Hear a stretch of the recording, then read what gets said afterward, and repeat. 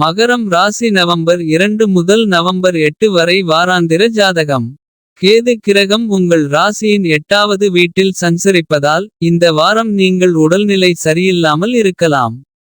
ஏனெனில் கடந்த சில வாரங்களாக அதிகரித்து வரும் வேலை அழுத்தம் மற்றும் பணியிடத்தில் அதிக வேலைப்பளு உங்களை சோர்வடையச் செய்யும். இது இப்போது உங்களுக்கு பிரச்சனையை ஏற்படுத்தும்.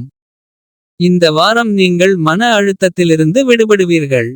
இதன் விளைவாக உங்கள் படைப்புத் திறன் அதிகரிக்கும். மேலும் அதிலிருந்து நல்ல லாபம் ஈட்ட சில சிறந்த புதிய யோசனைகளைப் பற்றி யோசிப்பதில் நீங்கள் வெற்றி பெறுவீர்கள்.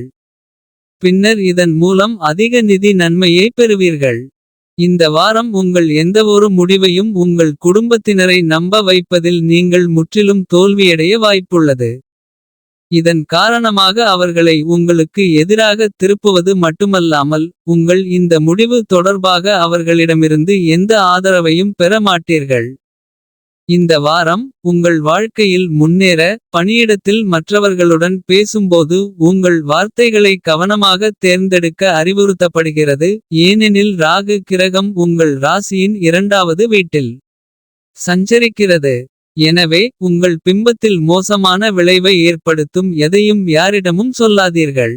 உயர்கல்விக்காக பாடுபடுபவர்கள் இந்த வாரம் சிறிது முயற்சி செய்தாலும் பெரிய வெற்றியை அடைய முடியும். ஏனென்றால் இந்த நேரம் அவர்களுக்கு சிறந்த வாய்ப்புகளை தருகிறது.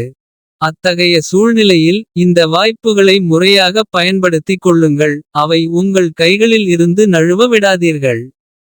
இந்த வாரம் பரிகாரம் ஓம் வாயுபுத்ராய நமஹ என்று தினமும் 41 முறை உச்சரிக்கவும்.